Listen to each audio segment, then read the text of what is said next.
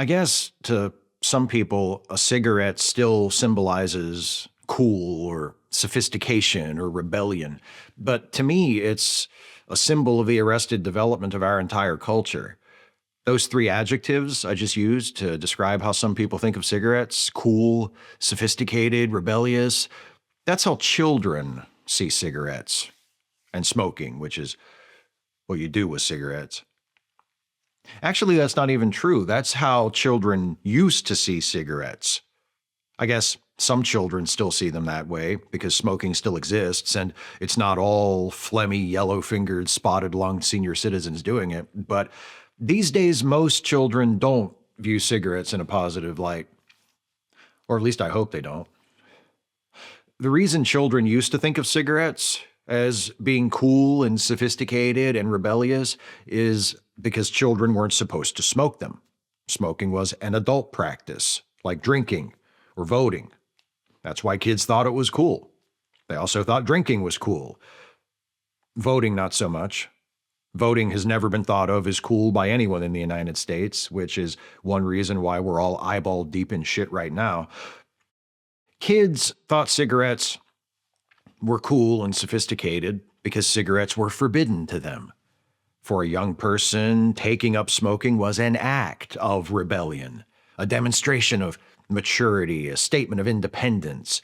It was a way for a teenager to say to their parents and anyone else who paid attention, I'm my own person. I'll no longer be living by your rules. After the links between cigarettes and cancer and lung and heart disease were established, smoking took on another layer of rebellion. Now it was also the habit of the self-awarely self-destructive.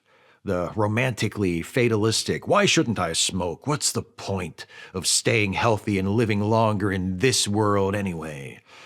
Even the nicknames we give to cigarettes sound like they were made up by edgy, moody, depressed teenagers. Cancer sticks, coffin nails. These are petulant, impulsive reactions, and the sorts of things an adult who hadn't started smoking as a kid would probably never say about cigarettes. Not because adults aren't also petulant and impulsive, but because when viewed from a more mature and detached perspective, there's nothing about a cigarette that's cool or sophisticated or rebellious at all. Decades ago, before the harmful health effects of smoking really sank in and became undeniable, everybody smoked, or at least that's what it seemed like. If everybody does something, how is it cool? If everybody does something regardless of any particular characteristics of them or their behavior, how is it sophisticated? If everybody does something, doesn't that make it normal? Ordinary? That doesn't sound very rebellious to me. Almost everybody wears underwear. Is wearing underwear rebellious? Are the people who wear underwear the cool people? No. The people who choose not to wear underwear are the cool ones, in multiple senses of that word. They're definitely the rebellious ones. As for whether or not they're sophisticated, I don't know. I'll have to think about that one. Nowadays, smokers are a minority pretty much everywhere. I think even in France, the percentage of people who smoke is only like 35, which is still embarrassingly high if you ask me. But smoking is still not cool, sophisticated, or rebellious because the reason so few people smoke now as opposed to back in the day is that now we know it's highly addictive and really, really bad for you.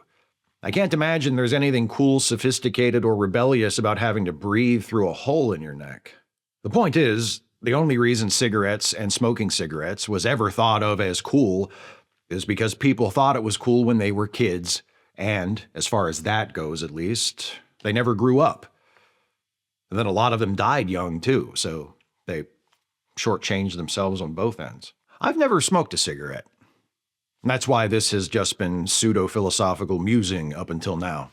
When I see the word cigarette, I don't feel an immediate personal connection. I do have one, though. I have to dig a little bit to find it, but it's there. My paternal grandfather, who I called Pap, was a smoker for most of his life.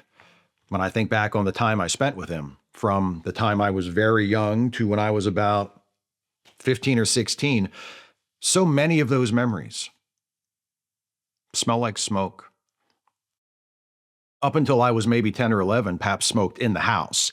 There was an ashtray in the kitchen, an ashtray in the living room by his favorite chair, an ashtray next to his bed.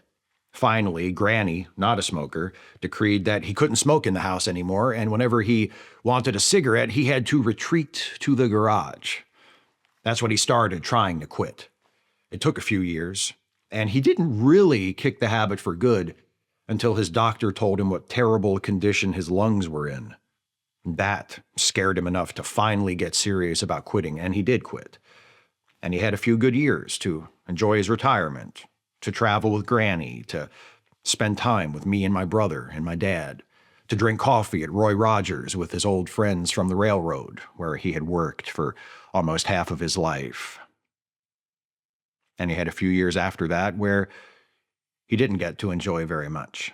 Eventually, he was diagnosed with emphysema. For a while, it was manageable. He'd have a coughing fit every now and then. He'd get short of breath sooner than he used to. He'd need to stop to rest more often if he was on his feet for too long. He had an inhaler that he used as needed. That helped. Until it didn't. The traveling stopped. He still drove Granny to her various appointments and to the grocery store every week, but he stayed in the car.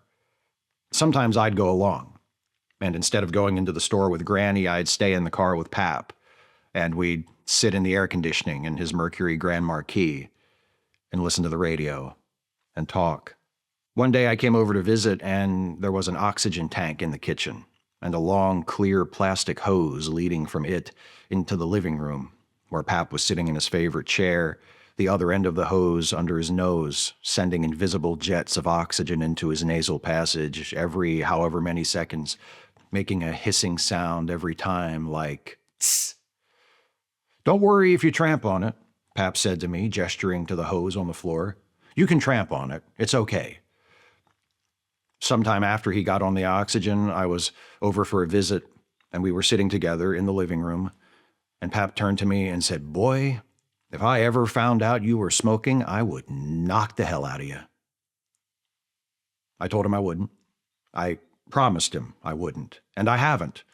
I've never smoked a cigarette, never been tempted, not remotely. I've never smoked a joint either, nor a pipe, nor a cigar, nor one of those miniature cigars, those Tiparillos. I can't honestly say I've kept every promise I ever made, but that's one I'm never going to break. Even before Pap got sick, I always found smoking to be a silly habit, a pointless practice that served no purpose other than to give actors in old movies something to do with their hands, an arbitrary thing that people started doing because they saw other people doing it and kept doing because they became too addicted to stop. When I add that to the fact that it also kills you, it's not even really a choice. Pap was 74 when he died. So he didn't die young exactly, but I wonder how much longer he might have lived and how much easier his last years might have been if he hadn't smoked all those cigarettes. He died in 2004. I was 23. Next year I'll be 46, and I'll have lived as many years without him as I had with him. It still feels wrong that he's not here. He went to the hospital at the end. I was with him a couple of days before he died, when he was still conscious. All he was doing was lying there, but he couldn't get his breath. He was scared. He kept hold of himself, but I could tell. He didn't want to die. He said to me once, "Getting old sucks, but it's better than the alternative." And there was another time on his birthday when I told him happy birthday, and he said, "When you get to be my age, you don't want to see these birthdays coming around quite so often." Looking down at him in his hospital bed, exhausted from the effort of breathing, a deflated balloon, trying in vain to blow himself up again, I knew exactly what he meant. Before I left him that last time, I leaned over and kissed him on the forehead, which I don't think I'd ever done. And I said to him, "Pap, I don't want you to worry. You're going to be okay. You know I wouldn't lie to you." And he nodded and said, "I know you wouldn't." And I told him again, "You're going to be okay." I still don't quite know what I meant. I'm an atheist. I wasn't telling him he was going to be okay because he was going to heaven or anything like that. I definitely wasn't telling him he was going to make a miraculous recovery. I wasn't telling him that his suffering would be over soon and he would be at peace. But I wasn't lying to him either. I told him he was going to be okay, and I don't know if he believed it, but I believed it, whatever it meant. And that was the last time I spoke with him. I wish so many of my memories of Pap didn't smell like smoke. To this day, when I catch the whiff of a cigarette, which isn't very often, but still does happen occasionally, I always think of Pap. I picture him sitting at the kitchen table reading a newspaper, or in the garage, fooling around with something or other at his workbench, or sitting on the porch, chatting with his neighbors, watching cars roll by, and always with a cigarette smoldering between his fingers. That scent of cigarette smoke is synonymous with him in my mind, and I wish it wasn't. I wish the thing that reminded me of him wasn't also the thing that shortened his breath and his life. Some nights, even all these years later, I'll dream of him. In the dream, he'll just be here. It's always the present.